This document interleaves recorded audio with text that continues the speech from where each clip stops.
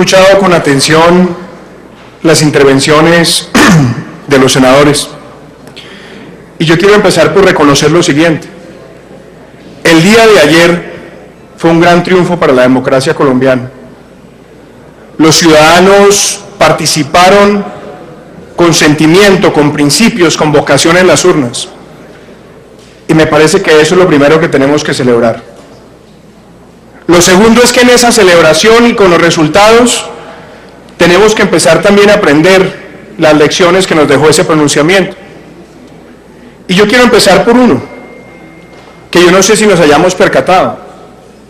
Ayer superamos el umbral que tendrían los referendos en Colombia. Y este gobierno decidió en septiembre del 2012 hablar de refrendación y habló siempre de referendos. Y fue este Congreso el que en el año 2013 modificó la ley para hacer coincidentes los referendos con las elecciones locales con el objetivo de alcanzar ese umbral.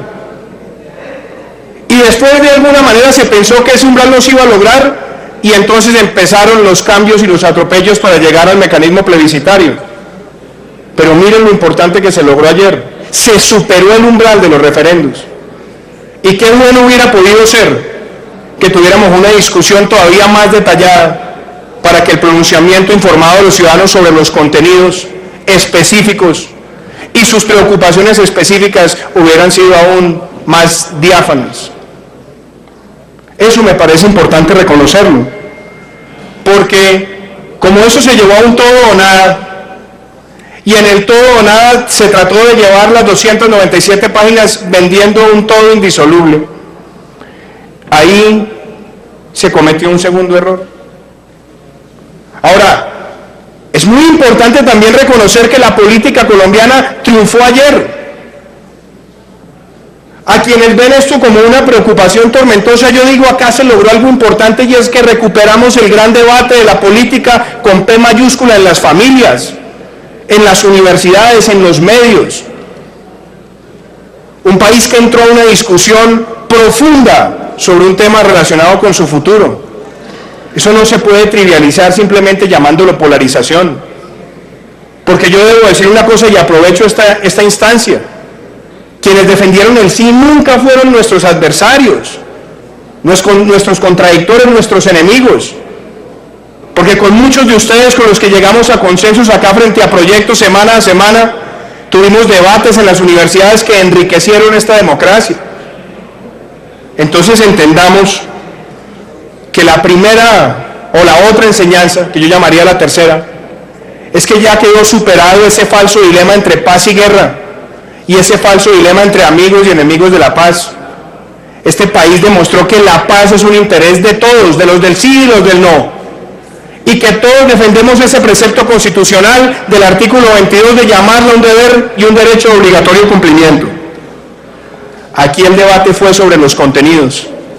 Y no podemos dejar de ver que el pueblo se pronunció sobre los contenidos. Y el pueblo manifestó que desea correctivos en fenómenos que están allí, que implícitamente traen elementos graves de impunidad. Hay ausencias importantísimas y necesarias en una democracia para la efectividad de la reparación de las víctimas. También hay que evitar esa fractura institucional que de alguna manera también estaba concebida en distintos puntos. Y por supuesto, no podemos dejar de largo que la ciudadanía también se pronunció frente a la defensa de las instituciones, porque le dijo no a que las 297 páginas entraran a la Constitución como un bloque.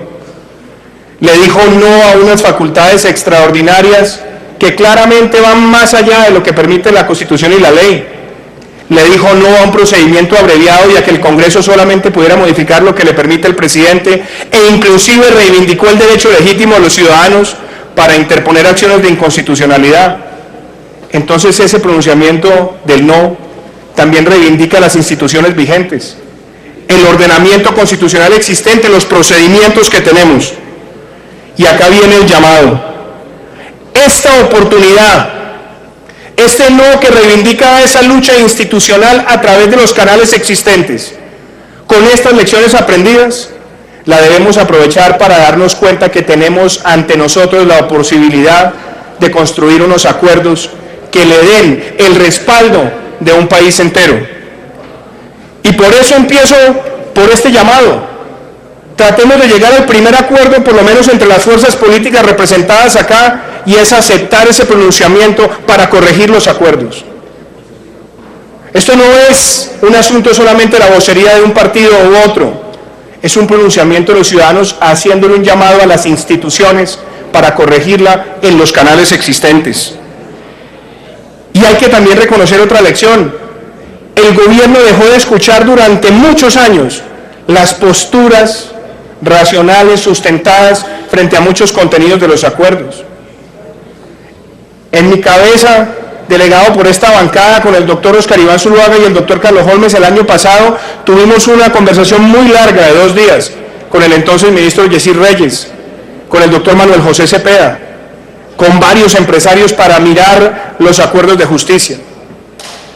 Las observaciones que hicimos a lo largo de esta campaña plebiscitaria las hicimos allí, y allí siempre se nos dijo que ya estaban cerradas, que ya estaban negociadas. ¿Por qué nunca se le dio la oportunidad al país de llegar a acuerdos previos que inclusive hubieran podido fortalecer la posición de negociación con ese grupo armado ilegal? No podemos dejar de ver esas lecciones, no podemos perder este momento de grandeza institucional que tenemos ante nosotros. Y yo creo que lo primero es que el gobierno de verdad lo diga puntualmente, está dispuesto a escuchar esa voz de los ciudadanos para corregir los acuerdos. ¿Y nosotros qué hemos dicho? Nosotros nunca hemos buscado con arrogancia decir que es que nosotros necesitamos un puesto en la mesa y que queremos ser negociadores, porque esa atribución le corresponde constitucionalmente al presidente en desarrollo de su función de protección del orden público y también en el ejercicio del derecho constitucional a la paz. Pero queremos, eso sí, abrir ese acuerdo nacional, ese diálogo de un acuerdo nacional, para no seguir en esa muralla, para aislar a esos millones de colombianos que reclaman esto con profundo anhelo. Hoy el gobierno tiene que decirle a Colombia que está dispuesto a escucharlos y a corregir y a unir la voz del país para tener ese espacio con ese grupo armado ilegal. Lo que hagamos bien hoy, y ese es el llamado también de grandeza, trascenderá los ciclos presidenciales como debe ser.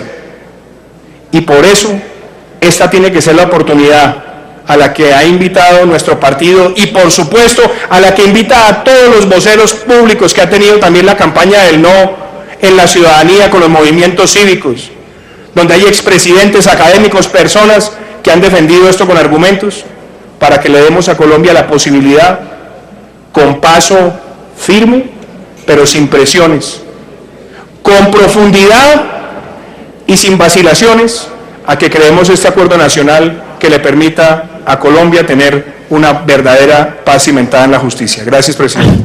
Bueno, les anuncio